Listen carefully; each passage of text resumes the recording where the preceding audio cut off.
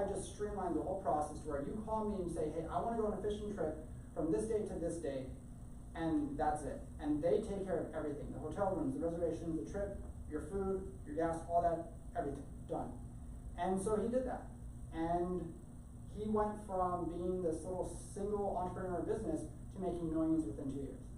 2 years. Okay? So it is completely doable to do $1 million revenue business within a year, or even less. Okay? And if you haven't never heard of Cabin Experiences, look it up. It's a very interesting business model because he expanded from fishing trips to hunting trips to wild game. I mean, like, it goes further, and he was just like, everybody wants to buy experiences now, so why not streamline that process? Why do I have to go to one website, buy this, go to another website, buy this, go to another? You just put it all together. That's a business, you know? So, all right, so that's sort of my little story.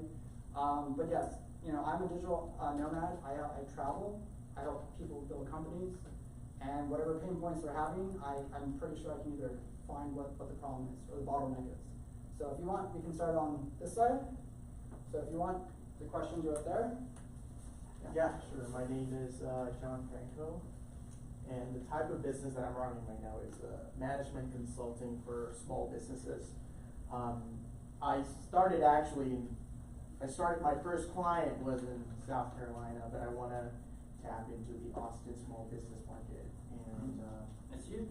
yeah, it is, and I think that goes to my pain point right now, which is I don't know how to break into the total addressable market and then what my ideal market would be, and then I have to still find that out. Right.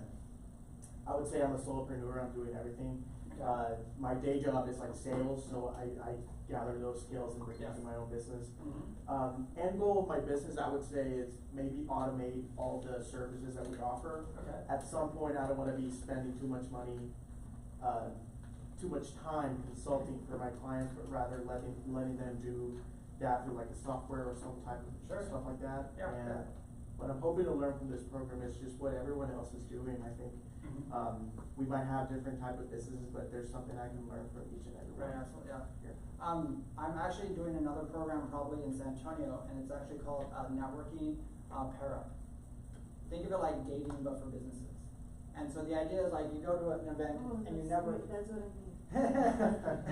And so you go networking and you see all these businesses in the room, and then you ask everybody, hey, what businesses in here should pair up and partner, you know, and help and do referral systems. Because so many times I've seen businesses that are just like, hey, you need to talk to this person, y'all's business models match. Y'all's customers match, you know. Sorry to interrupt, but yes, that's it. But that's good, yes. I'm Hovik Ohanesian, and what I've been doing in the past like 10 months, building a platform, an application, just APIs and to serve the healthcare industry. Okay. So prior to this, I was part of the company. We were building AI platforms for insurances and these companies, let's say, in the healthcare areas. So then I decided kind of like to go on my own, and I've been spending this time on my own, just building the back end, the infrastructure, and some front end, to kind of like to prove the point that how it's functioning. It has like some unique approach on how to take care of the well-being of people daily, and I'm planning on integrating that with large companies and clinics also. So how do you do market validation right now? How do you get so I'm at the point I'm about to launch. Okay. So that's where I'm at. Okay. So my pinpoints, I have a bunch. Okay. Could you name like 2? Three? First allocating, like finding budget to keep on this thing going. It's like I did validate these ideas, and I need a team now, and to keep on expanding and going fast, and so to focus on the market, like you said. Absolutely, yeah. So for marketing, it's just based on what's built, and I did not yet test, but when tapping into this, there's millions, and that's due on because of the well-being, whether it's mental or Yeah. other areas, that through AI, ML, and other components is Okay. provided through this application. Okay, so I'm gonna throw you a curveball here. Yeah. How would you get your first client with no money? So that's the question I'm gonna ask you. Who here thinks they also know the answer to that? How would he get his first client with no money? Because everybody wants to spend money on ads, right? Networking. True. Okay, but what if networking doesn't work? Because he wants, what, large corporations, mid-sized corporations? Yeah. So they're not exactly at networking events, are they? Cold Right. calling. That, Yeah, that that's requires for sure. time. That requires time, yes. I understand that part, but what's a more effective way? So what I'm planning to do is just build a story Okay, and touch hearts okay. and approach important people on that. But why don't you be in a room where they're all together? With all together like, A convention, okay. healthcare conventions. Because aren't all the big companies like in one big room at the same time? And if you set up a table, or if you go and approach them, didn't you just cut out all that time wasted? True. And I think recently, just in December, no, prior to December, I think I something know, happened here in I Austin. know. And then there's a big one in San Antonio, because San Coming Antonio up. is a major medical hub Yeah. for innovation. You know, because that's where we have the medical center, that's where we have the Brooks Army Air Force Base Medical Center. You know, so that's where the president goes and gets all his medical care. So you're right next to a major healthcare facility, you know, so you should go to these conventions and then you do all your prospecting that way, because then you know directly from them what the actual answer is. How much money did you just save? A lot. A lot. See? So, And also like it's right there, it's networking also, like yes. finding out, just like you tapping Right. in front of you. Because those people in the room can actually give you the answer or connect you to the person that you need to have the conversation with. So yes, Okay. So we'll go down the road this way. So we'll go next for you. So my name is Annette. I've been doing software consulting for the Okay. past 6 years. And I want to start my own business, but I'm Okay. also looking for a business partner. Okay. And that's why I thought that your event is a great idea, because I've been going to a lot of networking events, but it's hard to meet people who are on the same page Yes. with the same interests. Mhm. So that's what I'm looking for. Okay. I have a few ideas in mind, but Okay. yeah. Any pain points you have right now? Just besides finding a co-founder? Yeah, I have different ideas, we're still deciding. Okay, Because alright. I still don't know what's more, Sure. profitable or feasible. Right, Yeah. right, absolutely. Okay, good. Yeah. My name is Mark. I have a day job and it's pretty cool. Okay. And, but, Are you a day trader? No. Okay. But, I'm fairly new to Austin and I'm kind of. Welcome. Thank Yeah. you very much. Yeah. And I'm thinking a lot about what kinds of things I could step out and do if I decide, if I wanna start a company, whether Okay. it's, I'm not convinced that I need to do it solo, but maybe that's the best way to do it. Mhm. And maybe other ways to do it, so I'm just sort of churning over ideas while I Sure. work during the day and. This is the city Right. to do it in, because I mean, like, you have to realize there's so many social media influencers in this city.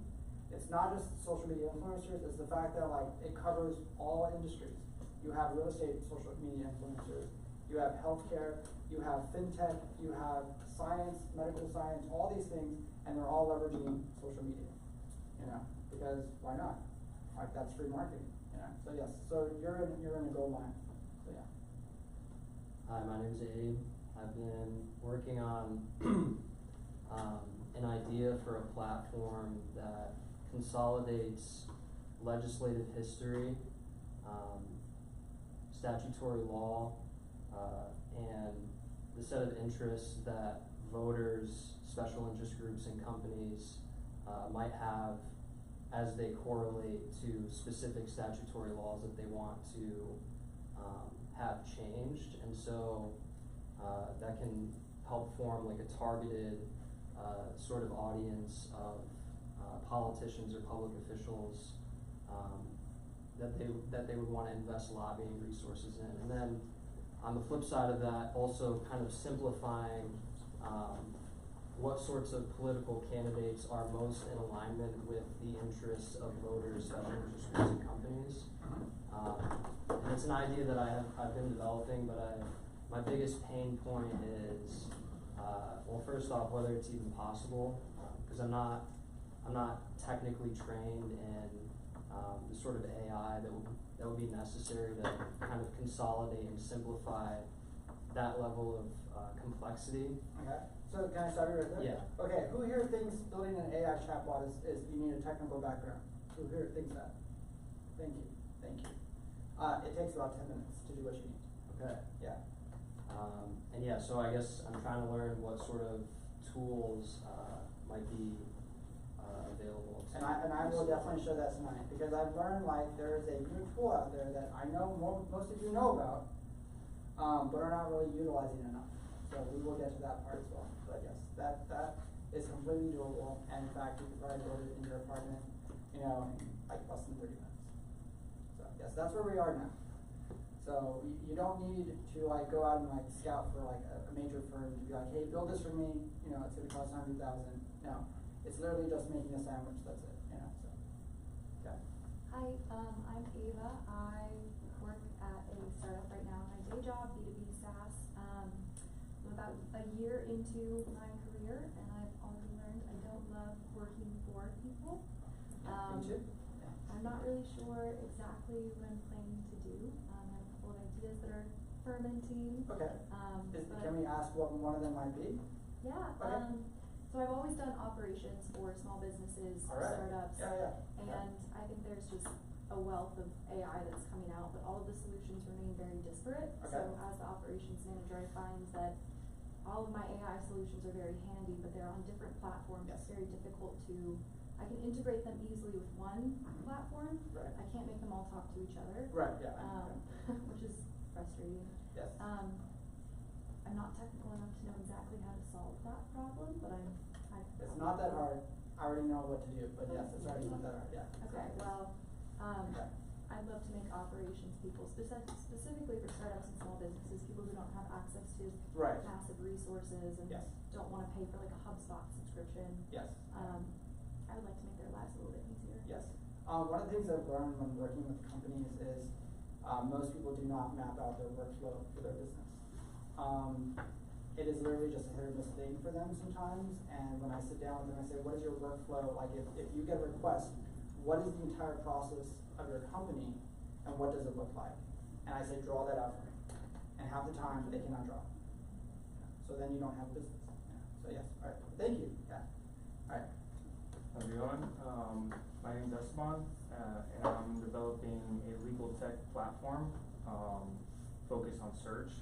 I think that lawyers in general are pretty underserved when it comes to tooling. I come from like a cloud infrastructure developer tooling kind of background, so like the kind of slickness, composability, things like that doesn't exist in the legal world, and that's what I'm trying to bring to the table. I went to a lawyer conference actually in October. Good, And okay. I got to ask them like a bunch of feedback, like go through a whole bunch of validation steps Okay. before, fully fleshing this out. And I've been doing this for about like 6 months now. Okay. Do you So- know Harvey? Well, I'm sorry? Do you know Harvey? Harvey? No. I just moved to Austin as well. Okay. Well, Harvey is everywhere. But Harvey's anyway, everywhere? well, yeah, keep going. Okay. Well, so yeah, that's really the core of it. I think legal Okay. tech can be improved a lot as far as like the experience for lawyers, and bringing like a modern approach to the legal field. Right. So, yeah, some of the as far as solo entrepreneurs, I'm going solo at the moment. I could use a co-founder. I think having a domain expert would be kind of important. Okay. One thing I did find out is like lawyers, like they want to be lawyers. One of my friends, this is the one who I basically, he's an M&A lawyer, and I asked him like, what are your pain points? And this is kind of how this idea started spiraling. He's happy being a lawyer, right? So like, there's not a lot of entrepreneurs that are also lawyers from the people that I've seen. Okay, alright, I was going to say. There's an asterisk maybe here in Austin. Yes, okay. So yeah, that's, been going solo, for the most part. Okay. Pain points, I'm at the phase right now where, I wanna get like early adopters. Okay. So I have like a small MVP kind of already built based on feedback, Okay. and I'd love to get like more, feedback with a firm, partner with a group to see how this like can keep progressing. Okay. And that's it. Great, alright, awesome. So my only question I have for you is, do you hang out with law students? law school students. Not law school students, no. Ooh, you should probably start hanging out with them. Yes. Because remember, they're the younger generation that's coming in, and they're the ones who have the technical skills versus the older generation of lawyers that did not grow up with this stuff. So Right. talking to them versus talking to the older people that have been doing it for a long time, there's that huge disparity. So you are gonna have to convince the older people. You don't have to convince the students, but your students are actually gonna be your allies. Right, right, So right. they're actually the ones you should be focusing on because they're coming up. Yeah. So yeah, anyways, that was my 2 cents. No, that's awesome. Alright, yeah. Hello everyone, my name is Augie. I run a product design and development agency. We are around like 70 engineers, product designers, managers, and around 20-25% of our portfolio is working with startups. And this world of solopreneurship is super interesting to me, especially from the perspective of the way we work with these founders and pretty much pushing them into like breaking down their ideas into hypotheses, making sure that they're not overbuilding, Right, right. and making sure that they're not in love with the solution, but rather the problem. Yes. Right, and also making sure that they understand that it's not only that the product makes a business, but also like how you're gonna sell it, your channels, your pricing, Yes. your upsells and stuff. And the world of solopreneurship is interesting for me from that perspective of like, especially like from the hypothesis testing and where do you take your business, and then what, because I'm following a lot of solopreneurs on Twitter, Okay. and watching how they're, you know, and there's Awesome. a bunch of them who are, you know, trying and failing, and my big question is like, hey, are you a solopreneur until you actually, is it a conscious decision that you're gonna stay a solopreneur Right. until actually you make some money and then you're ready to expand and then you're not a solopreneur anymore. Mhm. So that's why I'm here, and yeah. Good, good, awesome. What is the craziest situation you've come across when dealing with these startups? Like, has it been like, we just had a whole bunch of money, but we don't know what we're doing? Yeah, oh, I had a lot of these Yeah, situations. okay. I had a lot of these situations, is that, but I would say like, in most cases, company we work with had failed, were pushing to build, like they were building and Yes. building and building, especially people who came in from, I don't know, like they had the money or they had like angel supporting them, so they had the money to build. Uh-huh. So instead of like, you know, talking to users, staying in touch, seeing how the market reacts, Right. pushing an Normal early version. business things. Yeah, they Yes. were just like falling in love with the next idea they Yeah, had and the I next know. feature and stuff, and that always ends up quite badly. Yes, it does, yes. Just what you would call a dumpster fire. Yeah. Yes. Thank you, yes. Hi everyone, my name is Damien. I'm building a mobile application to help artists get booked for live performances. I am a solopreneur to an extent. I have a team out of India for my Okay. development. How many? I have one team lead, 2 back end, 2 front end, and project manager. Okay, and how many clients do you get a week? I'm pre-launch. Okay, I see. So Do you have any testing right now? yeah, that's the pain point I'm having. So launch strategy. I'm determining if beta is quantifiable and if there's enough KPIs to make it Okay. where I get something out of it versus actually putting in the app store and getting live. Okay, so when you say artists, can you be a little more? Musicians, photographers, Okay, got it. videographers. So where do you spend your choreographers. Fridays and Saturday nights? I run events in Austin for electronic music. Oh, good, okay, awesome. So yes, you're exactly where you should be then. Yeah, Perfect. so then what about Tuesday nights? Where are you? Places like here. Okay. That's great, yeah. Yeah. So I would probably say like your best friends should be bar managers, because guess who they're connected to? The artists. There you go. Yep. Because they have the list, because not only do they have a list, but they have musicians from all over banging down their doors and like, please let us perform for free. Just, we will do a 10-minute set, please. And if you tap into that market, you don't have a problem getting clients. Yep. Okay. 100%. But thank you, yeah, that was interesting. Yes. My name is Enrique. I came here for school in Austin. Okay. Yeah, I'm just observing. Good, okay, cool. Hey guys, my name is Saeed. I was a few minutes late. Sure. I'm a software engineer, Okay. and I have a B2B sales background. Okay. So, I worked for a few real estate companies here, helping them with their website, front end, back end, until I saw that they were kind of like missing like these needle moving features that agents wanted, but they weren't really creating. So I also am outsourcing quite a bit to my home country in Pakistan. Okay. I have 36 people on my team. So I recently launched, last year I launched a software in Miami, Okay. and it did exceptionally well. So from Texas, but I launched it there and I came back and I'm trying to do the same thing here. Okay. I would say like one of the biggest pain points I have is real estate tech, slash marketing Okay. stuff. So what I specifically help out with is AI, lead generation. We were talking about chatbots. Like I've put all of these things under one roof. Okay. With a like omni-channel communication thing for agents, right? Yeah, So one of the biggest, so I know the features are really hot because I've worked closely with agents in the Okay. last companies. Yeah. The biggest pain point I have is like I don't have any name here. Like no one knows that I made a Keller Williams website, right? Sure. Like it's Yeah, not yeah. my name on it. So I think like building that credibility that people need to, you know, trust you in order to be paying that subscription fee every single month. Sure. Is probably the hardest thing that I'm struggling with. So is your focus real estate? For now it is real estate, but I mean I also know like these things that I'm doing as far as like lead generation. Okay. So an agent will spend roughly anywhere from like, you know, $25, $50 to $100, $120 for a lead, which may not even be qualified. And running my ad campaigns with my software, I've been able to bring that down pretty significantly. It's Okay. like $5 per lead, Yeah, yeah. and they're like pre-vetted and everything. So Okay.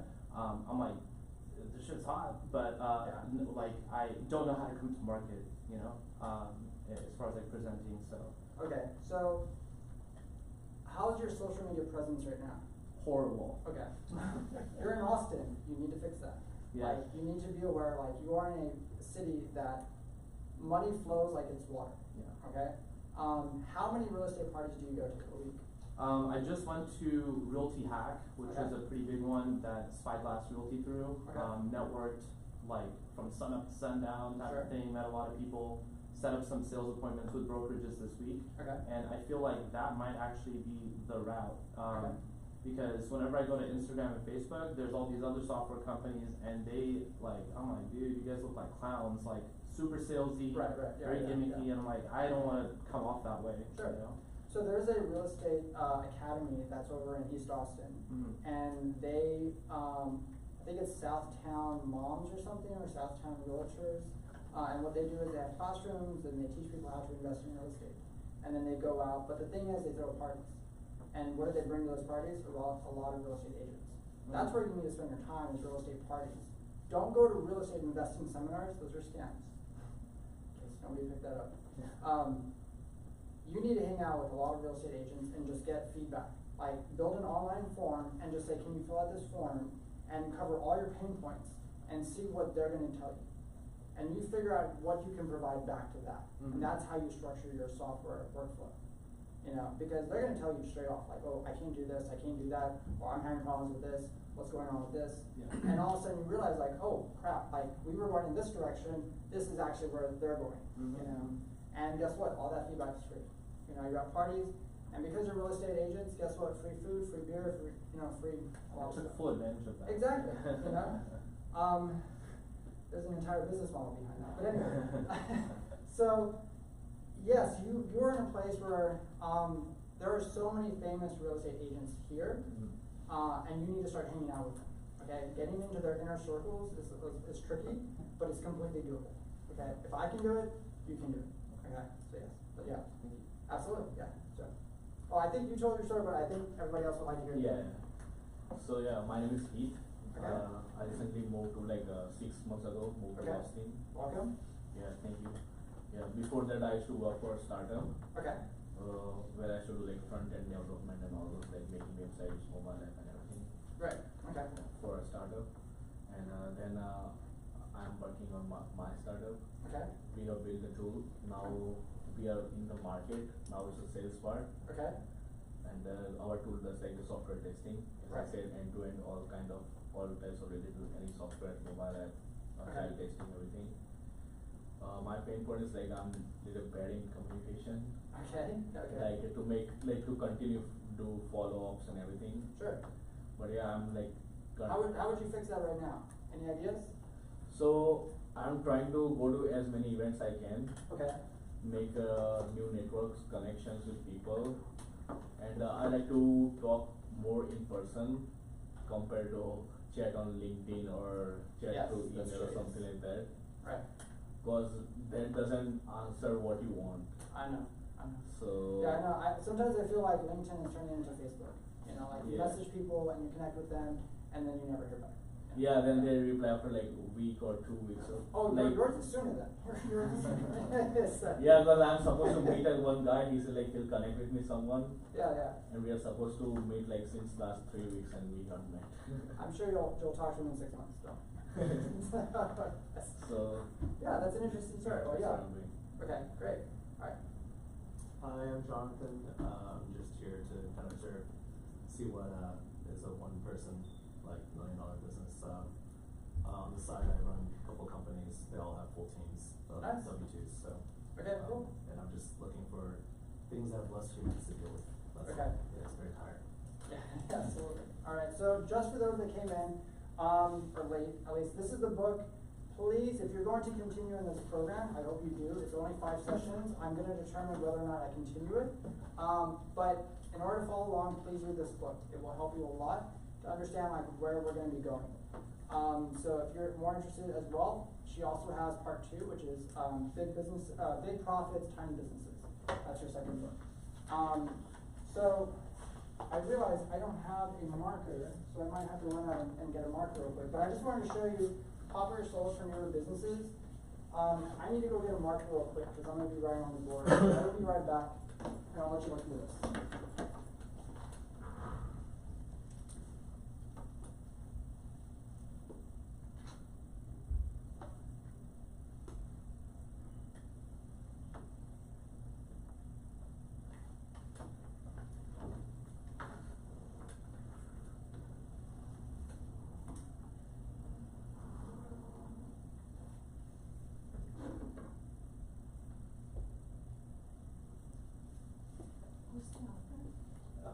It is Elaine Profeld. Okay, thank you.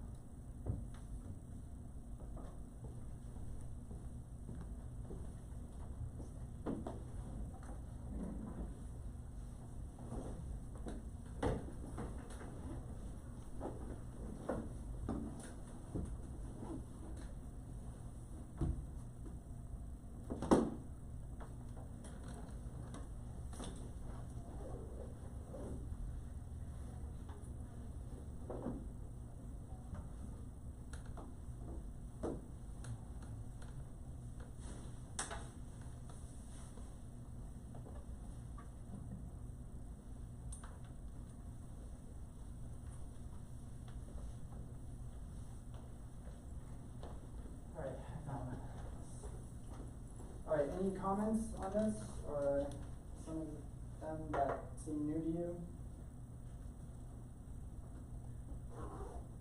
Or any that stick out the most? Why are they listed separate, like 1, 1, 2, 2? Because it went over on the bottom. So Oh, it's okay. main 2 column.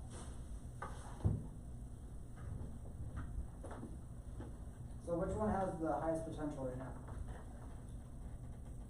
GPT bot. Thank you. Yeah, that one right there is exploding in popularity right now. In fact, the store just opened up. Anyone have any clue what the #1 selling bot is right now? It should not be the case. Wasn't it like a relationship AI thing? Thank you, AI girlfriends. Yeah, crazy. So it tells you where the market is, okay? So if that is the case, then where is the money gonna start going towards? It's gonna be like relationship advice, like therapy, things like that, like communication building, all these kind of things. So all that's gonna start clustering around that. You would think it would be like, maybe a math tutor, maybe it would be like social studies tutor or something like that. No, it's AI girlfriends. And it's one of those things I've talked to people about. It's like, well, right now there's this epidemic in America where loneliness is a big problem for a lot of people. And so when you're busy and you have a routine job and you come home and you're tired, relationships require time, effort, you know, sometimes money. When you have an AI girlfriend, it's like, okay, I can turn it on now, and now we can talk. And it's like, okay, I'm tired, I can turn it off. And she's not gonna get mad. She's not gonna hold it against you. So there's this thing where I'm like, I look at that and I go like, okay, how many others are building on top of this now? What else is there gonna be? And I talked to a lot of other people. In fact, what I'm trying to build right now probably is very difficult, but I want to build sort of like an engineering bot to help engineering students. Because I don't know if you know, but engineering school is hard. And a lot fail. Like a lot of them drop out. So what if you had a little bot that helped you with your homework, that broke everything down for you and taught you like you're 5 years old, and be like, oh, that's why the rocket does that.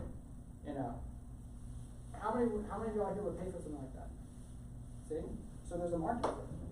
So how many parents out there who cannot do calculus or trigonometry in high school would pay for a bot to help their student do that?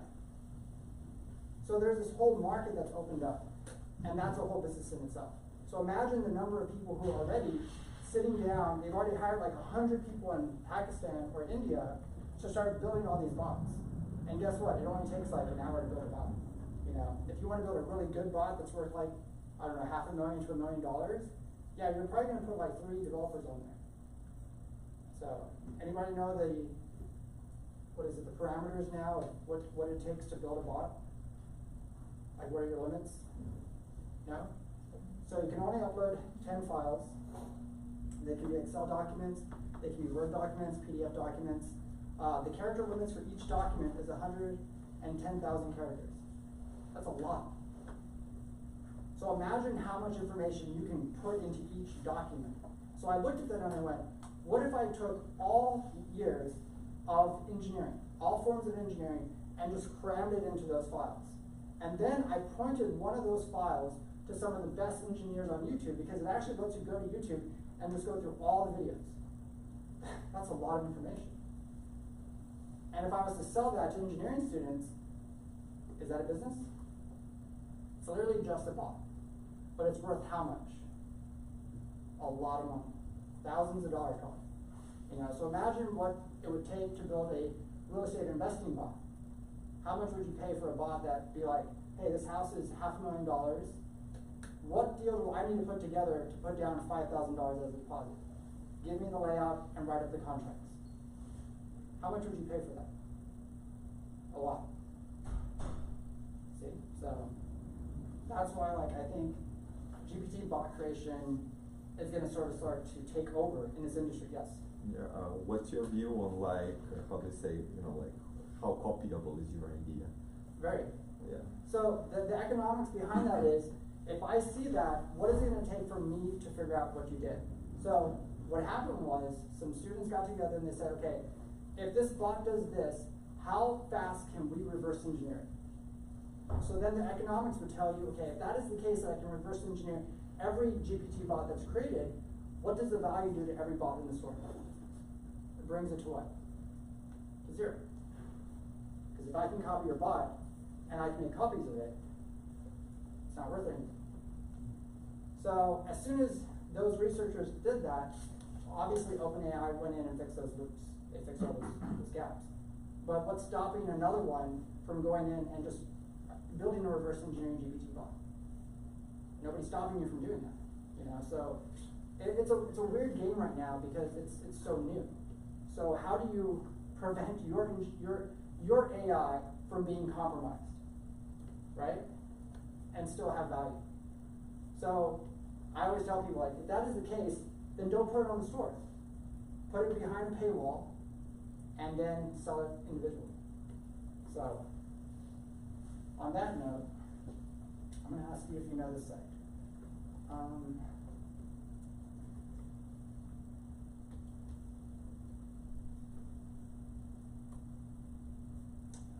that the one? No.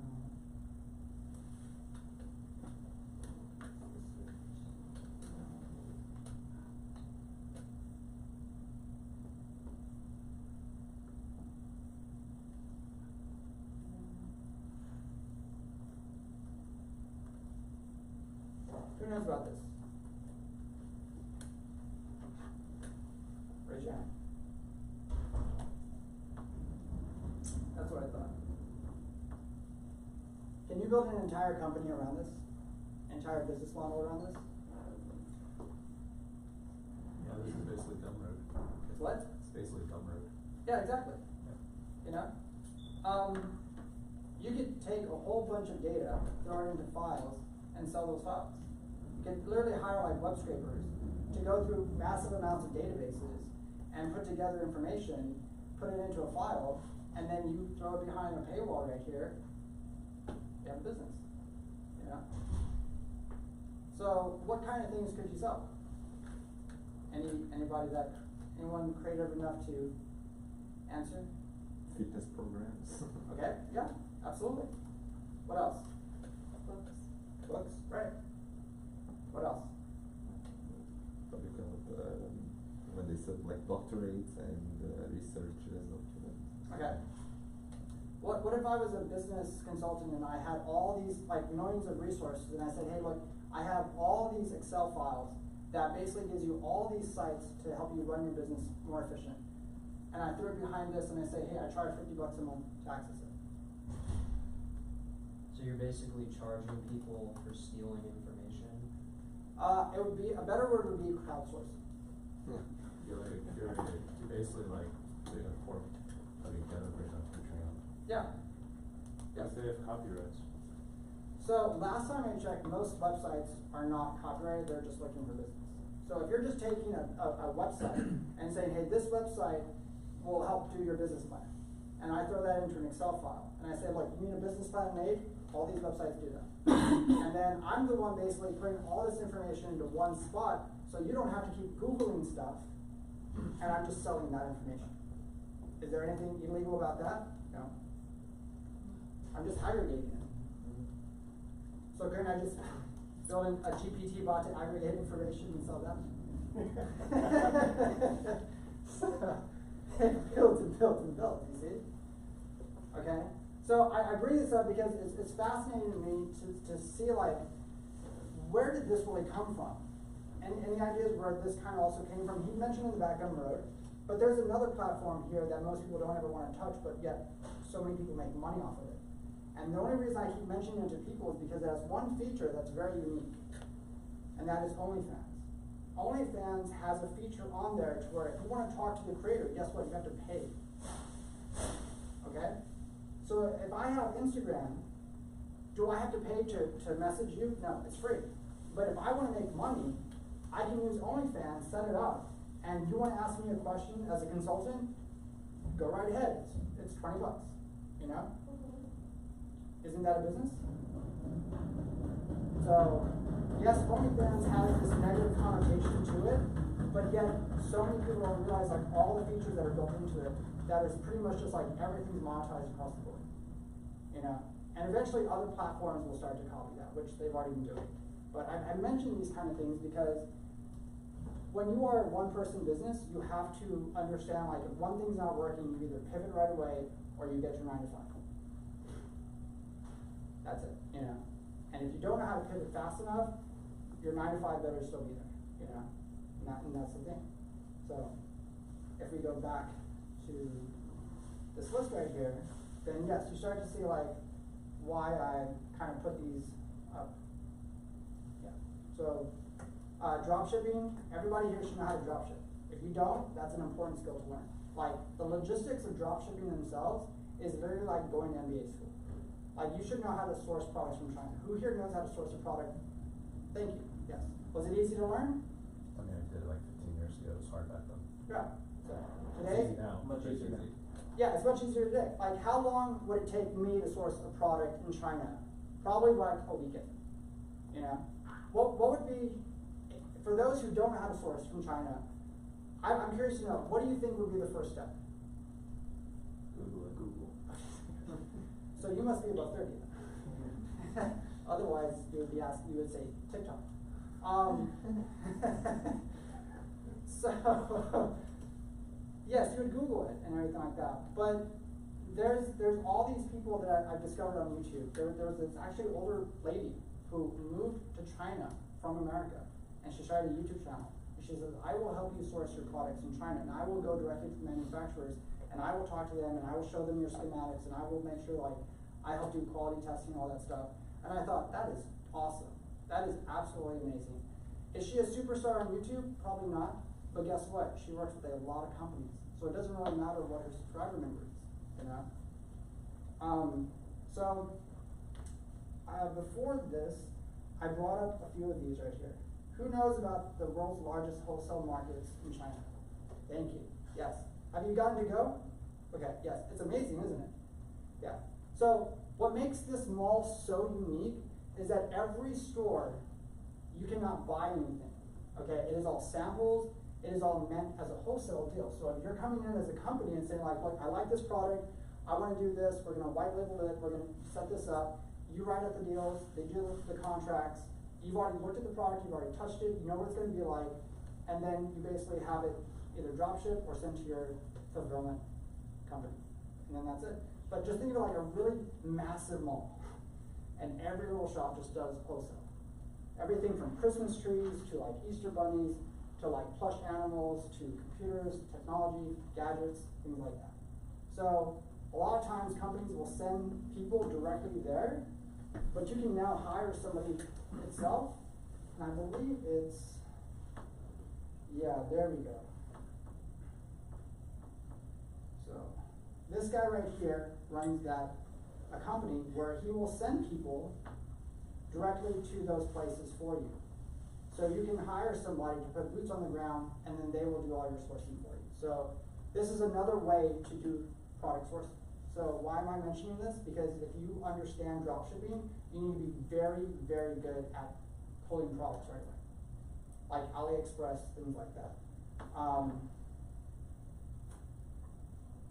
Where is it? Yeah, so sites like this, you need to be able to go into them and know how to source a product. You need to know how to find it, how to white label it, how to put it on your site, how to do things like that. And you need to be able to iterate really, really fast. Because let's say you are, let's say you're a mechanic, okay? You're a mechanic. And you're just like, hey, I want to create another source of income, so why don't I drop ship a whole bunch of mechanic parts, okay? So they can go to your website, they see your store, and you don't have to deal with inventory, but you've already sourced everything. So if they go in, they can see all your stuff, they buy it, you make, you know, cut revenue. Very easy after that. So it's all about being able to move really fast. That's why drop shipping is on the list, because you need to be able to do that. Like I said, if a 14-year-old can do it in a weekend, you should be able to do it in a weekend, you know?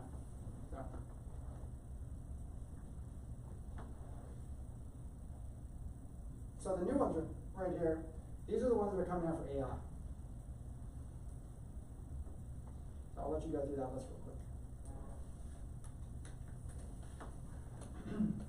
Who here knows any data brokers? What do? They just sell data. They just sell large amounts of data all day long, basically. If you've never seen like a data broker agency, like, just think of a guy who just takes like large mailing lists and then they sell those. They can take that, or they scrape a lot of large amounts of data for certain industries, and then they just sell that to whoever the highest bidder is. You know, not much behind that, because you can literally just hire web scrapers to do that for you. You just package it, you sell it, you're done. You know. And they make a lot of money doing that kind of stuff. So, AI explainer. This is going to become a big thing for like, you know, the younger generation to be able to go in and be like, hey, in your large language models, here's what you did wrong. Here's what happened here. You didn't do this correctly. This is how this needs to work. You need to change your parameters here. You need to change your weights for this. You need to do this. So that's going to be a job in itself, because it's also going to be the case where you're going to have people in companies who have to go around to other departments who are not trained in these areas to be able to explain like, hey, your GPT bot that you built, no, it's not working because you forgot this, this, and this. So, and then AI social media managers and AI authors. That is a real thing now, because I've already started to see a whole bunch of AI models pop up on Instagram. Who here has seen the same thing? Okay? And they're making a lot of money. And you have agents now who are coming in, and they're literally just farming out to like Thailand and India, hey, I need you to bring me 30 models, I need to post them up on Instagram, I need you to post, you know, like 20, 30 pictures a day, have them do certain things, and then you wait for the advertising to come in. That's it. It's literally straight from the laptop. You want to run lean, you want to run efficient, and that's a very simple model to do that. So social media managers, you're going to have these AI models go in and be like, hey, this week, these are all the trends that are coming up. You need to talk about this, this, and this on these days. And then all of a sudden, do you write the articles? No. Your AI assistant writes the articles. And then they go and post that stuff for you. So that's how you can move a lot faster. Any questions, comments? Am I moving too fast? So one of the things that I noticed with social media, when you asked me earlier, like, how's your social media presence? Yeah. Like, it's garbage because I'm like recording stuff, then I'm taking it to CapCut and InShot and all this stuff, and Right. like as a solopreneur, it's like I only have like so much time in the day to do all that. Absolutely. Yeah. Just get a VA. Yeah. But then like, how do you, where do you source like a Okay, quality? so I want to do this real quick. I've been running into this problem right here. Before I answer that question, how much would you pay for a VA for 10 hours worth of work a week? How much would you pay? I want to hear it. Go. A VA, a virtual assistant. How much would you pay for 10 hours worth of work a week? Okay. How high is the quality of the work? It's pretty good. Pretty good. For 10 hours worth of work, I want you to give me what you think you would pay, and then I will answer back after I get an idea. This is always interesting. 150 a week. You're close. Go ahead. Yeah, I was gonna say 150. Okay. Anybody else? 170. Okay. Okay, good. It's between about maybe, I don't know, 50 and 70 bucks, you know? That's in the range of about like $4 to $7 an hour is where you want to start. Because a general VA should not cost you a lot of money because they're just very simple tasks. You know, and if you know your workflow, there's no reason you should be paying more than $10 an hour if everything's already like structured out. Like unless you're asking them to like actually go in and be like, hey, figure this problem out, yeah, that's different. You know? But yes, that's completely doable. So anybody have a higher number that didn't want to say? If you're doing onshore, it's more expensive. Which one? If you're going onshore for VAs, it's more expensive. Oh, absolutely. But you know, I've actually found a couple of college students in the US that are at like $4. Wow. And I don't understand why. And I'm like, maybe they're not American, or maybe they're they didn't know what side they're on. So so yeah. But the thing is, like, to go back to what you were saying, you could get yourself a VA and just plan everything out for social media and be like, hey, look, on Sundays we're gonna literally just meet for like an hour or two, and we're gonna plan out what I want to talk about, and then you're gonna just take care of the rest.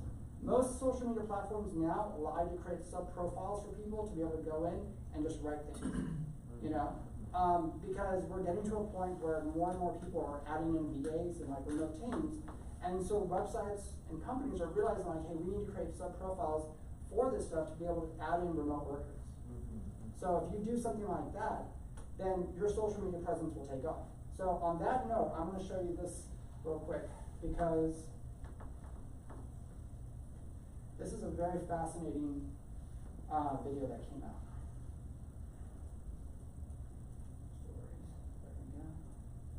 All right, who knows, where is it? This guy right here. Anybody know him? Alex. Funny guy. Only will finish customs declaration and Okay. get a green line from China customs, and the container will be boarded to vessel and start. Alright, so I'm just gonna play a little bit of this because I want you to understand his story, because his business model is something that you should probably look into like copy. He let her in his dorm room and then sold it for millions. But after selling that business, he felt lost and spent months trying to figure out what idea he would pursue next. It basically took me 12 months of doing every cliche thing that an entrepreneur does when they're looking for meaning. This year, he found a new opportunity, a new identity to become a multipreneur. The goal? To to launch a bunch of different tiny businesses and then hire CEOs to run them. Over the next 5 to 10 years, I want to have a dozen plus companies that sit under me, that I am the CEO of none of, but I am the co-founder and chairman of all of them. I flew out to New York to ask him about this personal holding company and how it all works. Turns out he's already launched a few ideas, and one of them is already $1 million business. So we have 12 clients that are paying $7,000 a month. It's roughly $1 million a year in annualized revenue. We're going to dive more into that business and go over his framework for how he finds new business ideas worth pursuing. And that's what the thing of business ideas is to. Plus, we'll cover the insanely scrappy method he used to launch that $1 million business. Which makes business media fun and engaging for modern professionals. Who here already subscribed to Morning? Thank you. Okay, yes. Okay, yeah. He sold that for $75 million, and now he's working on some other ones. Morning Brew is a 200-person company that does more than $75 million a year in revenue. And today I'm building StoryYard, a modern executive personal media company. And my goal ultimately is to have a portfolio of bootstrap businesses under me. So what does that mean, a portfolio of bootstrap businesses? There's this idea of personal holding companies that's been talked a lot about recently. Some people call them personal venture studios, or my buddy Greg Eisenberg coined the term multipreneur. A personal holding company, very simply, is a company that is comprised of companies under it. Okay, did everybody get that? Eisenberg coined the term multipreneur. A personal holding company, very simply, is a company that is comprised of. So that's kind of the idea. Like, you're that person, like you have like holding companies under you, you know, but you don't really do anything because you've already outsourced it to have another CEO run these companies for you. Of companies under it. And so the idea would be, let's just say, Alex Lieberman's company is Alex Lieberman LLC. There would be hypothetically 10 businesses that sit under Alex Lieberman LLC, and I'm the CEO of the holding company. My vision for my own personal holding company is, over the next 5 to 10 years, I want to have a dozen plus companies that sit under me, that I am the CEO of none of, but I am the co-founder and chairman of all of them. And for me, I get excited by that because it allows me to spend my time on the things within entrepreneurship that I'm most excited by, that Morning Brew taught me over the last 8 to 10 years. Today, we have one company within my personal holdco, which is StoryYard. And StoryYard is a ghostwriting agency for B2B executives. And very simply, we help the top 1% of founders or executives build their brands on Twitter and LinkedIn. I put $0 into it. And our goal is to get the product market fit as quickly as possible, with the ultimate goal of having StoryYard be a $10 million business on its own and profiting at least $3.5 million every year. Can you? All right. So, any questions, comments? So technically, he just has ideas and hires CEOs? Yes. So because he did Morning Brew, he already had a following. So when he launched StoryYard, he's basically just managing their social media, but for executives, for CEOs. So when he said, hey, I'm going to do this, who wants to join? He had all these people sign up. So it grew from the distribution network, of course. What's that? Yeah, it helps with the distribution. Absolutely, yes. So he kind of built it from there. But what he says at the very end of the video, I mean, like, please go watch it yourself and take notes. But he says, this is an idea that you can copy, and please do. He says, you don't have to do it for CEOs. What if you just did it for, like, other people, like hairstylists? What if you did it for crime mechanics? What if you did it for small business owners? What if you just did this for, like, nurses? Like, you just went in and just basically paired up a VA with that person and then sold it as an agency, you know? It's a completely easy model to copy and run your business on, you know? And it helps that you have a following, but, you know, the logistics of it is pretty easy. Anybody think otherwise? I don't think you make as much money. Why? Yeah, because people value their time differently. So a CEO's time is worth tremendous amounts. Yes. So they're willing to pay like tremendous amounts for 1 hour, 2 hours of savings. Right. Whereas like a hairstylist, like probably a max will value like $50 to $100 an hour. So then like, I mean, we all like value our times differently, right? No one goes pick up food and one just orders DoorDash or whatever. Absolutely, yeah. Right? So it's the same thing, everyone does it their life, just Right. different degrees. And I agree with that because I've already tested this idea with a lot of people that I network with. And I say, how much would you pay for somebody to manage your social media? And the response I always get is like, why do I need to do that? Well, like, there's no value in social media for a lot of those people too. Yeah. And so to them, they're not getting the bigger picture here. And again, if you kind of say like, here, like, I'll charge you just $800 a month, you let me do your social media, and that's like a mortgage payment. That's like rent, you know, and all of a sudden you're just like, $800 just to write on Facebook? Who uses Facebook? Really, who does? I don't know. But this one I wanted to show you because you have people out there who are building these structures and they're moving very fast. So he had a following before that, but of course, everybody starts at zero at some point. So just like him, you know Morning Brew because you probably watched a lot of other social media influencers on YouTube, and they mentioned Morning Brew, and it grew from there. And that's how he targeted his audience, was just like, hey, I'm gonna reach out to Stephen Graham because he has a huge audience. I'm gonna go talk to Meet Kevin, and I'm gonna get into his inner circle, and I'm gonna do whatever it takes to get an ad on their channel. And he did, and he just hustled for that. But yeah, so he pivoted on that, and I wanted to show you all this because this is something that a lot of people don't realize is like, yeah, that's a structure you can build. So you can have like other holding companies underneath you. And if you can get to a point where you can hire other people to run those companies for you, well then you're in a very solid position, so. But that's not a problem. The problem is like actually making it to like a profitable business, right? So yes. Like this guy's probably the master of testing business ideas, of channels, of yes. Like things like that, and also like hiring these CEOs, and then I guess also expanding these companies. So I mean, yeah, the thing with the holding, I totally get it. Like he just jumps from one idea because he's probably too bored to stick with one. No, absolutely, yeah. Yeah. And it's also, I don't want to discount this, and this is super important to understand, but he does have something that a lot of people don't have, and that is the luxury of time and money to be able to do this.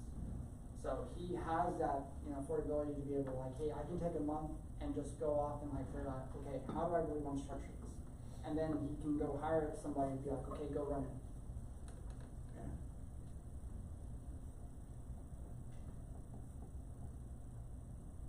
Okay, so this part right here, this is the part that I wanted to bring up because I kind of just want to see how people come up with ideas. So I'm going to give you an idea, and I want you to kind of give me the workflow for what do you think the business should kind of run like. So if I want to sell, let's say I want to drop ship t-shirts.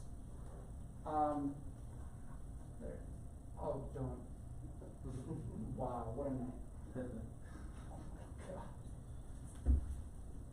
This is literally the only dry erase thing on the floor. Type in the PowerPoint. So, yeah, I'll just do it. So, I will go down. Alright.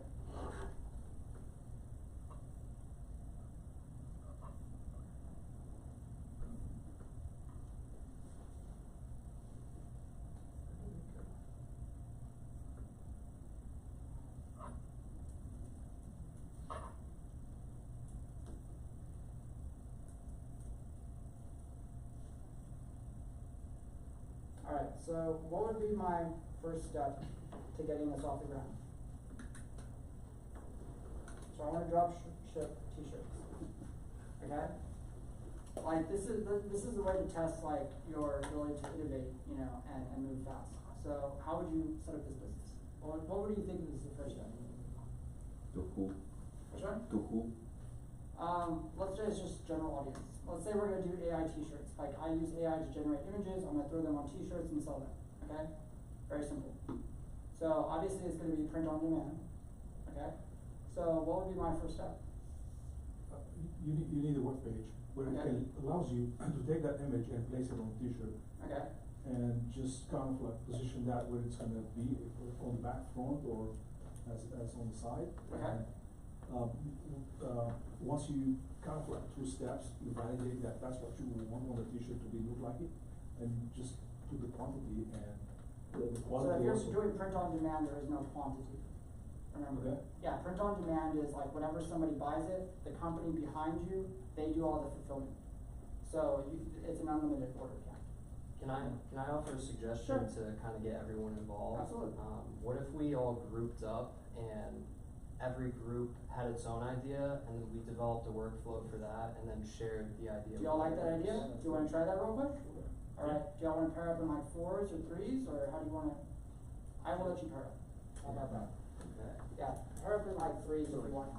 We got like 3 sections. Yeah, okay. Perfect.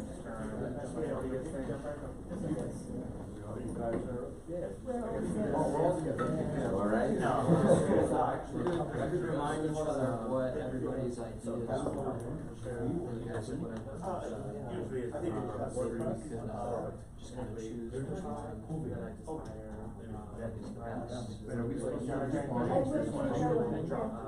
You wanna do the t-shirt one, or you guys wanna do the I think that's t-shirt what one? you suggested. Yeah. I did, yeah. But we don't have some networking events here, But but the only comment I did have on that, so I feel like maybe around you were like, oh, I see your channel here, and I feel like, see your brand. Yeah.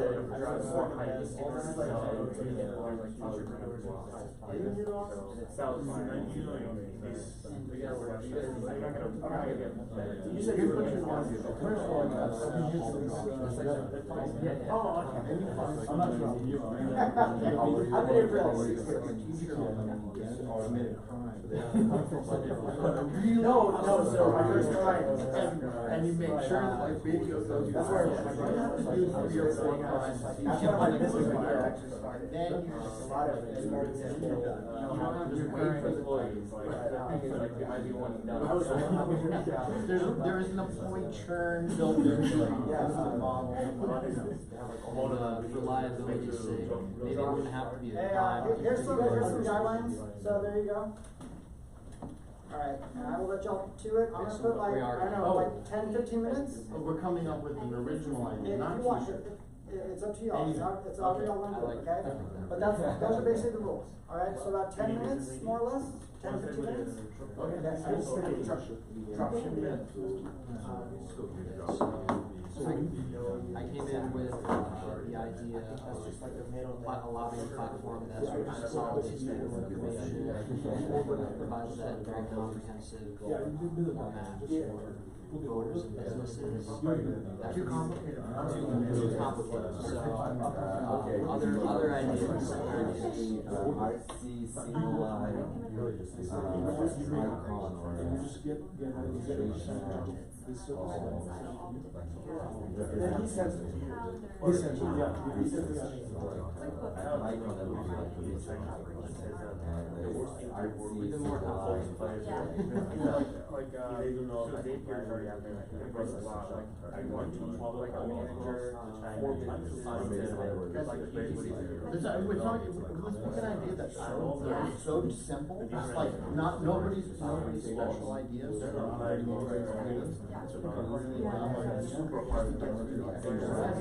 Play around.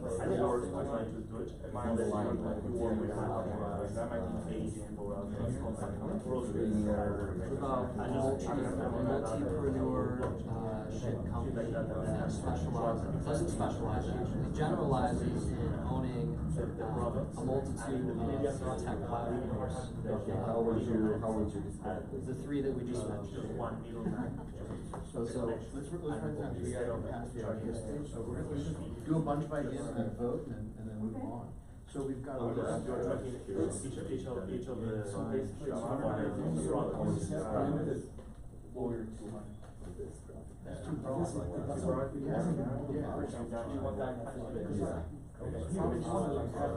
Like what do you mean by modernized? So, still kind of trying but, like, legal tooling is a very wholesale language where they want to do tooling, we'll try to do everything, but they do everything. A lot of like, there are lawyers that do like those restrictions on 3, or, you know, they have the other giant system that's really expensive. And then the idea is like modern tooling, it could be that small, like disposable, it can break through a bunch of systems, also to and global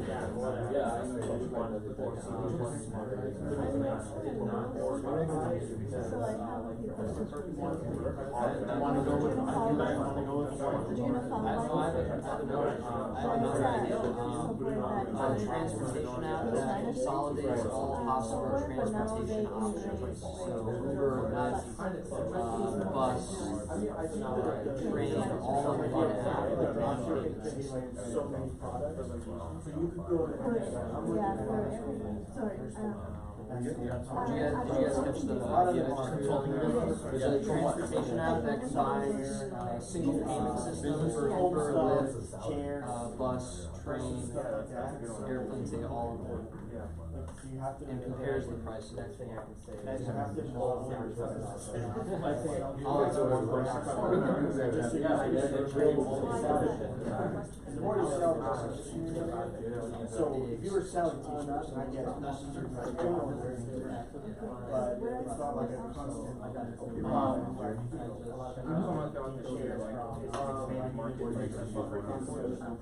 This is just like, is it better to like easy enough to use the thing that's around the room? On the car, so I can actually show you the car now.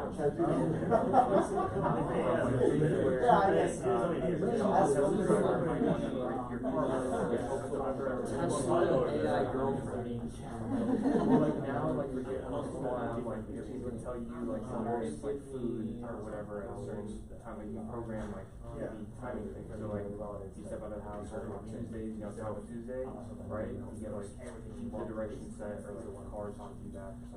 Or you could like, yeah, it just kind of expands. yeah, And I think you you could like throw in, like, I need gas right now, like, add this stop without it like interrupting your. Exactly, yeah. I would also say this is Yeah. for some. It's funny about like into like the iPhone while like app store boom, where like you know how people have like a Zippo lighter on like a app. Oh, like really the first iPhone had it. Guys, the thing of what's something. Yeah, that's perfect.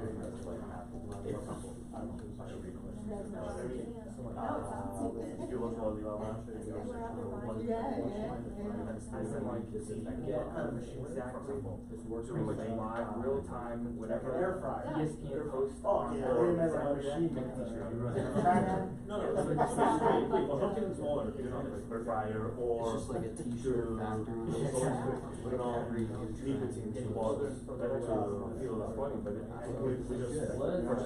would actually sell. A Taylor Swift t-shirt company that tapped in directly to her Twitter feed. A Donald Trump t-shirt factory. An Elon Musk I think t-shirt. the model is to hook into real life events to make their own labels. Well, her private jet workers like stays like in her hometown. We have to worry about sourcing this stuff. I like that.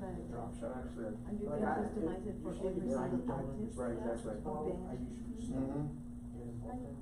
But it seems like. Okay, so it's basically it's a news generated t-shirt, whatever is trending on Instagram or Twitter or whatever, like the moment that it's trending, Doing hard work is like, right, or just have to set the models and just let it run. It's That's actually. why automation is so important. We're unanimous on the, stupid idea that. I'm trying to understand how it works. I think it's good.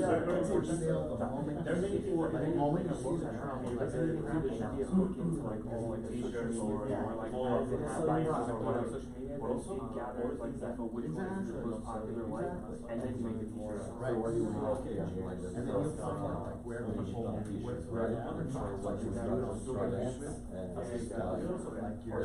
like your conversion rate is super high. If you do it on the conversion rate is you know, whatever. So what would our first steps be? Okay, so we need to hit some of these. This is like you need to find where you can just shoot an image and t-shirts and drop ship. Is there anything we need to say more details on that, or is it just a general concept?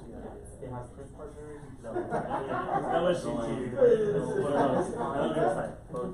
Social media platform and the job one, and it's like that's the idea, so I think everything else is cool. I think you could hire virtual assistants to kind of track different social media platforms, like you have one VA per social media platform, for example, or like the channel or whatever, news channel. So maybe the second step could be like hiring VAs for Basically trend marketing.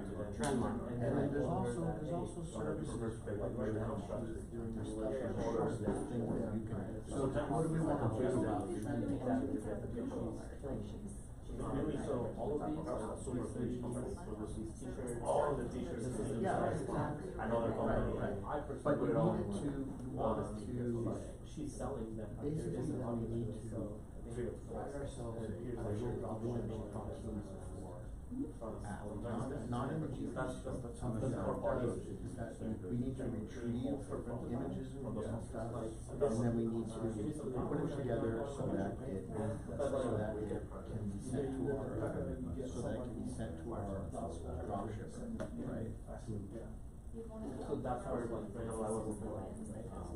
Yeah. Who's gonna spend $50 on a t-shirt, because their brand, their value is there. That's the point in the t-shirt, the point in the brand, right? So, we started now, like, put out on social media content. Alright, so you have about 4 minutes left. Find I think that was like 3 different steps. The first step was setting up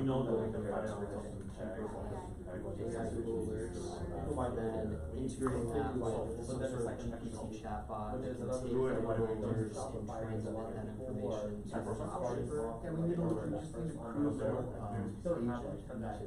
that as soon as a trend does, because I think to answer your question, like the most important, basically the orders would be dropshipper.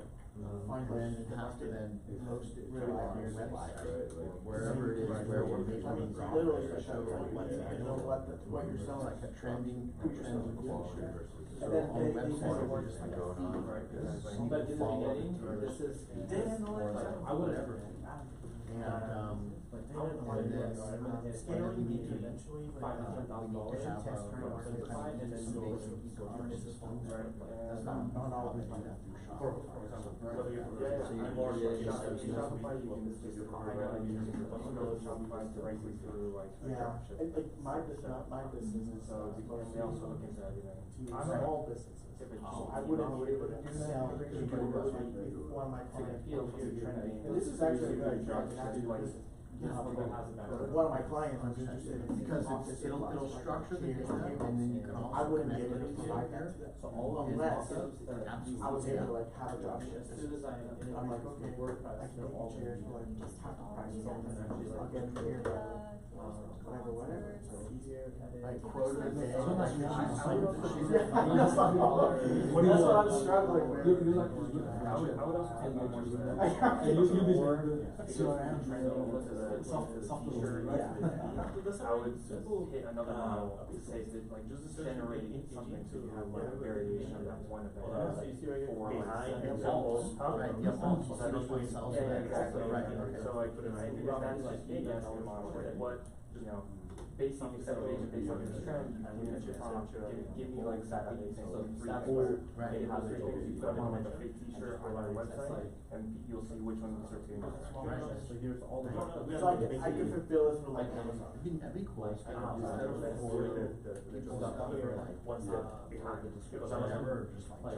this is more describing the just product, instead, you just kind of- and it's not gonna sell it yourself, this is describing the CF, so you don't like sales process. And then, Actually, That's so stupid, it's actually good. and then, after the diversification of generating alternative concepts, they could incorporate the user feedback system for identifying which alternatives work most effectively. That's kind of cool. Do they have like a lot of inventory when they start Like this selling? thing about putting up. Or do they have like all the something that's data? possible? It's just basically doing a bunch of A/B testing and stuff like that, that's for sure. About 1 minute? Sorry, did I miss you, like, basically saying? Yeah, it's very similar. Like, out of the 3, like, there has to be some way where, someone ends up liking one of those 3, and then we'll just figure out which one works, and then we'll start either. Yeah. The reason why I don't So use user our feedback process is is like- like every month, Yeah. like, it'll say 30. But I mean, if we do dropshipping, that means that we're not gonna make them stay Yeah. wanted, right? So what's the point of choosing one option out of the three? Yeah. Oh, we oh, can have- that's Yeah. Yeah, but I think we need Yeah, to I mean, do it's that like, skater through the. in a way. But I mean, if they have more options, The logistics we'll of it have is, more demand, because if we just have one kinda option, how then they that. Ideally, you would just want to, I'm gonna guess that'll set the model for the business, because I think automation is really important. You wanna be doing this, like, there's 3 versions of everything. You just want customers ordering, and then they, you wanna make it. Okay, so that's time. Brain dead, simple, Okay. my guess.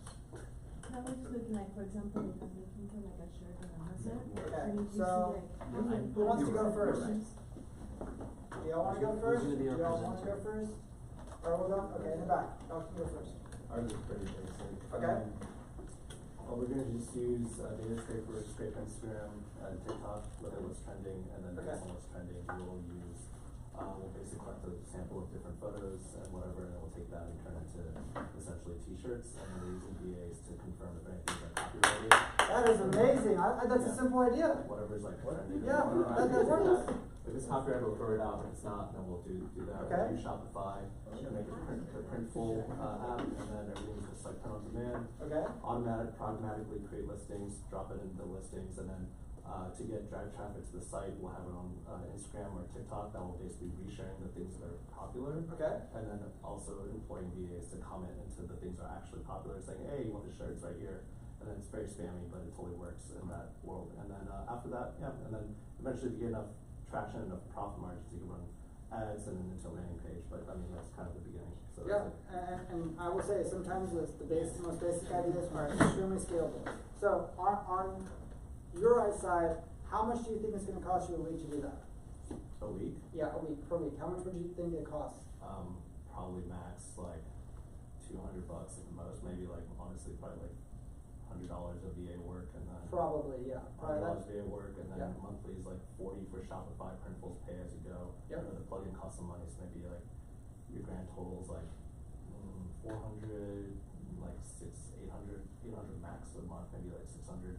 Mhm. But I could probably, I mean, if I wanted to tackle this, I could probably get it profitable within like 2 or 3 months. Yes. But the margin on printfuls sucks, so. Yeah, I know. You I have to, know. you have to move volume. Right, There's exactly. volume. But I think your VA would be able to really push it even faster. Yeah, you would just do a whole team of Exactly. So. Very nice. I love it. Perfect. All right, next one. Or who's next? Y'all? Yeah, we can go next. Okay, great. All right.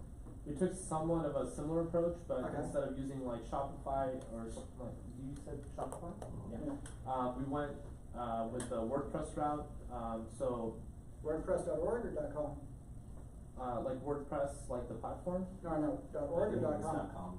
Okay, all right. He wants Oh. to host, wants to self-host. Okay, versus all right, using- okay. using Yeah. the- Okay. So we initially started off with ChatGPT. Okay. He showed me something that he liked on Instagram. We described it using a effective prompting. Okay. With that prompt, we got kind of close. Good. The more that we tried to refine, the further we got away, so we stopped. Sure. Then we downloaded that image, took it to Canva, Okay. removed the background. Yes. And then we went to Printify, Okay. and then we slapped that graphic onto a coffee mug. Okay. Then the next step would be like, updating the description of the product, make sure it's a little bit more SEO friendly and Good. readable. And then we would go to WordPress and integrate the Printify. Okay. And that's as far as we got. Good. We got a little. No, that's fine. I mean, but it works. So how fast could you scale that business? Because from what you did right now, we had 10 minutes? Yeah. You're able to do all that. Yeah. So are you thinking like an hour and a half to get everything up and running? I would say like a full website with like several products and all that. I would Okay. say probably like a weekend thing. Okay. That's probably a little too much time, but yeah, okay. Okay. That's probably too much. You're probably taking a lot of naps. So. I do like naps. It's too many naps. So what's your weekly cost on that? So Shopify is like $40 with like my own hosting. Let's just say it's $10 a month. Okay. For hosting the Okay. site. Domain you buy like an Sure. annual thing for like $23. Okay. So And if we were doing Black Friday, it would be like what, a couple bucks. Just Yeah. use Pork Bun. Yeah, okay. use what? Pork Bun. Alright, so, yeah, pretty much you got a day, you can launch your business, get everything going. By Sunday night, you should have what? A couple sales. Yeah. Because if your VA comes in, then you can have them just go out and do your marketing, right? Mm-hmm. So then they can target all around the world. like, you have to realize your VA is global, so they can go anywhere you need them to be. Okay, so always remember, like, they're not limited to your physical location. Send them wherever there's high traffic, and that's not a problem to search for. Go online and look where like high traffic is around the world, and figure out like what is driving that traffic spikes and put them in it. Okay, that's awesome. I love it. Thanks. Yeah, sure. International, feel free to jump in. Alright, so our business idea is like a drop shipping business. Okay. We got help from ChatGPT to sort of help us with the workflow. Basically, two things we want to focus on is finding a niche market, and then reliable suppliers. Kind of drop ship, because we're actually dealing with like physical products. Yeah, yeah. So it could be anything from like t-shirts to like desks, chairs, anything. Cards.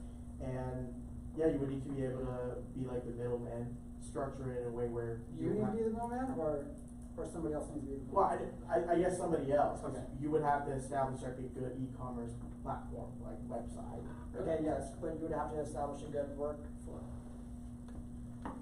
Right. Because your platform is standard, but it's your workflow that's gonna matter. Okay. Yeah, yeah, okay. So go ahead. So yeah, basically those are like the two things we focused on. Okay. Basically find reliable suppliers, and then finding just like a niche market. Okay. If I can add something Sure. also, we discussed about the t-shirts.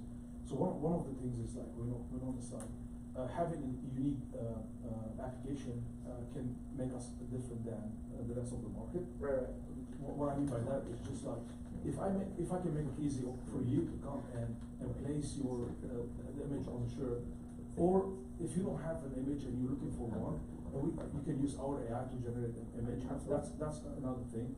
And with all this request, and you have a final, let's say, result of your product that you're looking to have. Sure. What we can add is that image that you find, your final image that you decided to have. Right. We kind of have a score on that, what it is. Okay. If it's like love related, we can suggest you to have it on a mug for your friend. Yeah, yeah. Or if it's like, let's say, if it's business related, you can have it on a notebook or Right.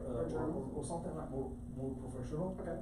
That's something also like makes you have retention from coming back to our service. Good. And drop shipping that we also like we try to cover. It's like some of the cheap shirts that we can have in our, like, let's say in our stores for quick print. Yeah. If you don't care about like quality, like other stuff, we can have our like third party, like we just print and ship it from there to you. I mean, I kind of have to stop because we're almost running out of time, but I need to get to them. So, but yes, that's a good idea. Starting to hopefully y'all get that going. Yes, all right, real quick. Y'all got like 1 minute, and then we have to be out of here by 8 o'clock. Sorry. Okay. So this is kind of wobbly, but sort of similar to the t-shirt thing. We'd set up a manufacturer, and then we'd be using AI trend alerts and Google alerts to track really famous, popular artists, so people who are like a cultural moment. Okay. And so it would generate something along the lines of like a personal person. Taylor Swift lives in Buffalo. I live in Buffalo. I want a shirt that says Taylor Swift came to my home. Okay. So every time she lands somewhere, her private jet is being tracked on Instagram. Absolutely. It pulls from that location, generates, the image on a t-shirt, the design, whatever, and targets people who live in those areas. Yeah. And you could eventually expand it to Taylor Swift ate at this restaurant, or she wore this item, like whatever. Yes. Something that allows a personal connection, quote unquote, to the artist. You populate it on Etsy, on Shopify. No Etsy. No Etsy? No, No Etsy? They charge you to post. They charge you way too much per listing. Yeah, they charge you now. So like if you actually want to post on Etsy, they charge you upfront, and you have to pay that bill first before you can. Yeah. So I'm not a fan of Etsy. But anyhow. Well, good to know. Okay. But so how fast to get this launched? How fast? Like, what is your weekly budget looking like?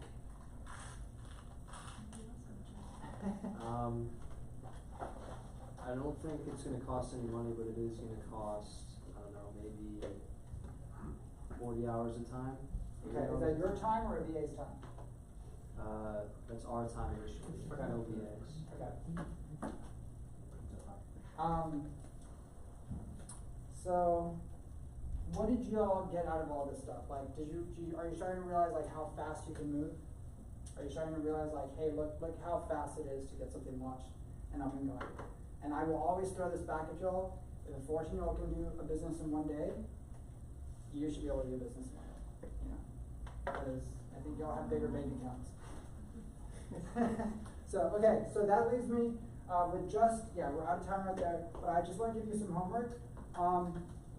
This guy right here, just take a picture. Please watch this for the next time you come in, and literally take notes, whatever it is you need to do. And if you want, I have more books to show you outside. So I'm just wrapping things up, but please take this video, take a picture, watch the video, take notes. He went from a Word document to selling a $20 million education company, okay?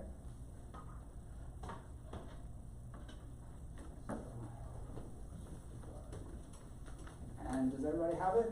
Because I'm gonna close it out. Okay, good.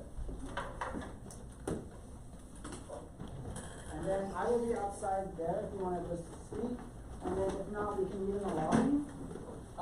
But yes, sure. So I'm gonna put these books out here if you want to look at them.